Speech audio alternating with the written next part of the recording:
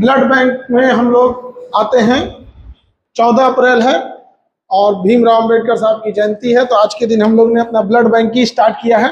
तो हम एक एक करके आपको ब्लड बैंक का टूर कराते हैं। आइए आपको यहाँ पे। तो ब्लड बैंक में यहाँ से इशू काउंटर हो जाता है, यहाँ से हम लोग ब्लड किसी को इशू कर देते हैं अगर किसी को चाहिए तब। और अगर कोई ब्लड डोनेट करने आए तो हम लोग यहाँ पर, ये रूम आ जाता है हम लोग का medical examination and registration room. Hello sir. Hello sir. तो यहाँ पर हम लोग जो भी डोनेट करने आएगा सर, यहाँ पे उनका सबसे पहले सर हम लोग यहाँ पे रजिस्ट्रेशन करते हैं सर, और उसके बाद बीपी वगैरह नाप लेते हैं, मेडिकल एग्जामिनेशन थॉरोली करते हैं सर। हाँ। क्या वो देने ब्लड डोनेट करने लायक है कि नहीं। अच्छा अच्छा। उसके बाद ही हम लोग सर आगे प्रोसीड करते हैं। तो यहाँ जब फिर पता चल जाएगा कि ब्लड डोनेट करने लायक फिट है एकदम, बीपी सी ठीक है, हीमोग्लोबिन ठीक है, सब चीज, तभी आगे प्रोसीड करें। हाँ, बीमारी नहीं है कोई, तभी जाके हम लोग उसे प्रोसीड करें इस रूम में सर।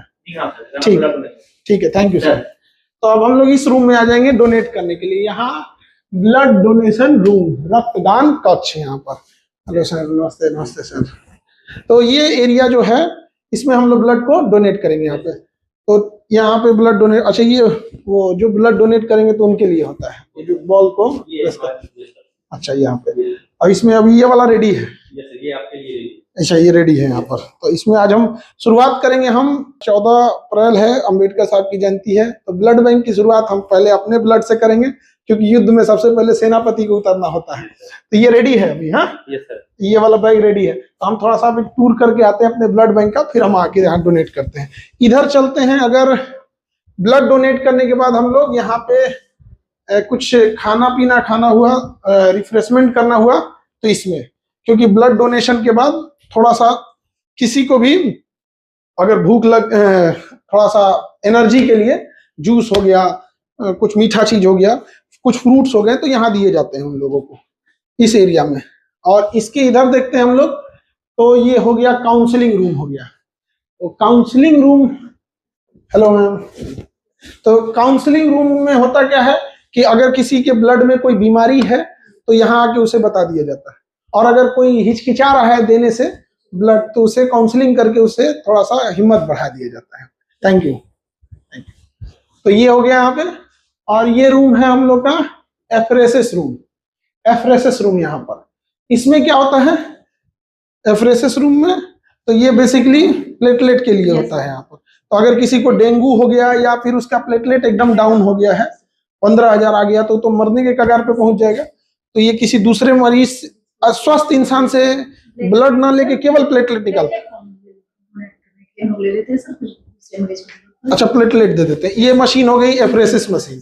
तो यहाँ लेटने के बाद ब्लड लेंगे और ब्लड में से केवल प्लेटलेट निकल, और बाकी ब्लड वापस चढ़ा देते हैं मरीज को वापस। मतलब जो मरीज नहीं, जो ठीक ठाक आदमी है, तो उसको ज्यादा कुछ तो फील नहीं होता होगा, थोड़ा प्लेटलेट निकलता।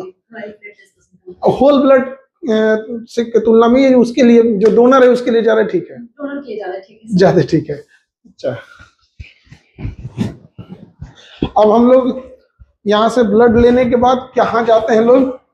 अच्छा, ये ब्लड बैंक का सारा सिस्टम अलग रहता है अंदर। हाँ, ये इन लोग का अलग रहेगा, सब कुछ सेपरेट है यहाँ पर।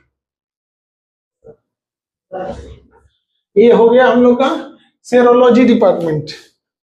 सेरोलॉजी डिपार्टमेंट, इसमें हम लोग का बीमारी वगैरह की जांच वगैरह करके और फिर इसमें हम लोग ब्लड को रख देते हैं। ये मशीन हो गई ब्लड रखने के लिए, इसके अंदर हम लोग मशीन को रख देते हैं। डॉक्टर लोग समझेंगे इसको बेहतर ढंग से। ये रिकॉर्ड रूम हो गया इसमें। अच्छा, इसमें पूरा रिकॉर्ड मेंटेन होगा, कौन क्या किया कितना नहीं यहाँ पे, और जो ब्लड बैग वगैरह सब यहाँ रख दिए, स्टोरेज एंड रिकॉर्ड यहाँ पर।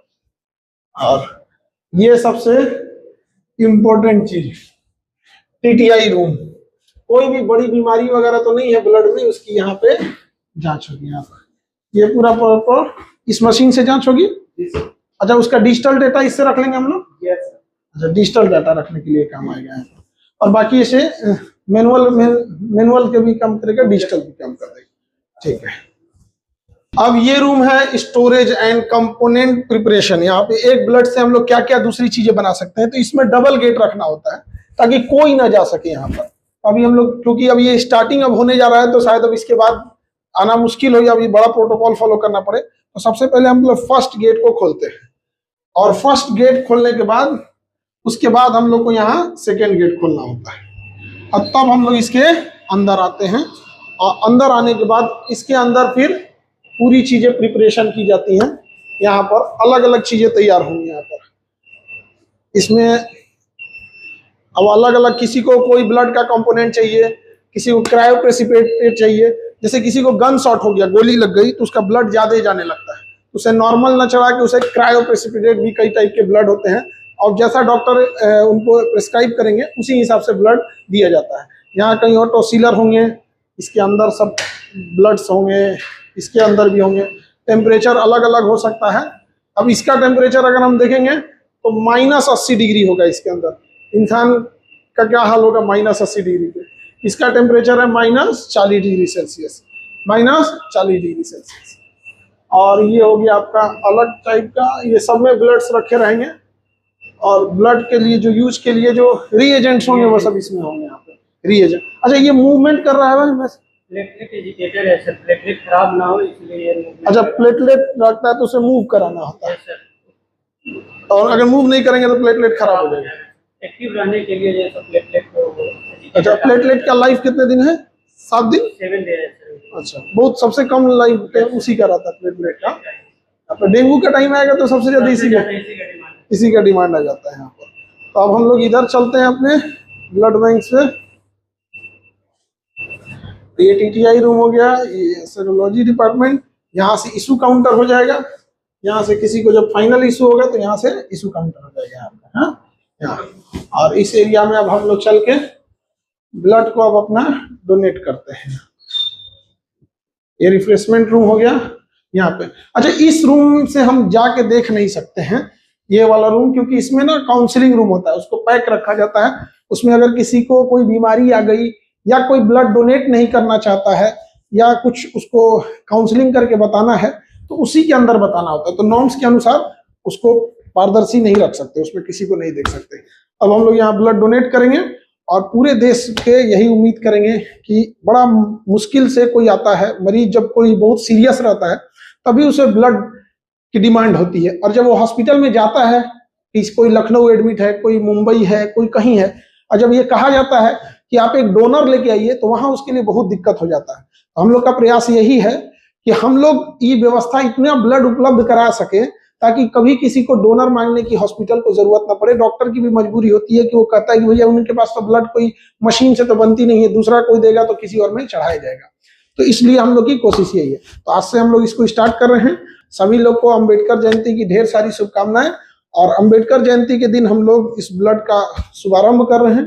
और सबसे पहले जरूरी होता है कि किसी भी युद्ध में सेनापति को जाना, तो सबसे पहले हम ही देके स्टार्ट करेंगे। क्यों सर?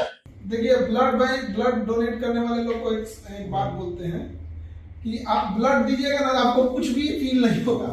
बस होता क्या है ना कि लोग ब्लड बैग देख लेता है बैग देख लेता है ना, तो डर जाते हैं लोग। तो आप डोनेट करने के बाद जब आप देखते हैं कि मेरा इतना ब्लड निकल गया, तो आपको साइकोलॉजिकल इफेक्ट पड़ता है। अगर आप ब्लड बैग को नहीं देखेंगे ना, आपको कोई फर्क भी नहीं पड़ेगा। एक्चुअल में कोई अंतर नहीं आता है आपका ब्लड डोनेट करने के बाद, 0 फर्क पड़ता है। आप जो फुल काम कीजिए, ब्लड डोनेट करने के बाद हल्का सा रेस्ट करके चलिए। वो भी रेस्ट इसलिए डॉक्टर बताते हैं 10-15 मिनट जो देखने के लिए कि कहीं आपको कोई इफेक्ट तो नहीं पड़ रहा है। हालांकि कोई इफेक्ट नहीं पड़ता है। उसके बाद आप रेगुलर काम कर सकते हैं। हम लोग पूरा क्लास लिए सुबह। आज तो हम लोग का फिजिक्स का नया बैच भी था ना। हाँ, तो आज क्लास भी लिए पूरा। हम लोग क्लास लेने के बाद हम लोग पूरा तरह से यहाँ आए, ब्लड बैंक स्टार्ट किए और आज ब्लड भी दिए। और यहाँ ब्लड डोनेट करने के बाद हमको लगता है इन लोग का हो गया तो अपना निकाल लेंगे लोग अपना जो निकालना होगा तो। और उसके बाद ब्लड डोनेट करने के बाद जाके अपना पूरा जो क्लास रेगुलर क्लास रहता हूँ क्लास ले लेंगे हम लोग। कोई दिक्कत नहीं आएगा किसी चीज में। तो आप लोग भी अब आएंगे, आप डोनेट करना।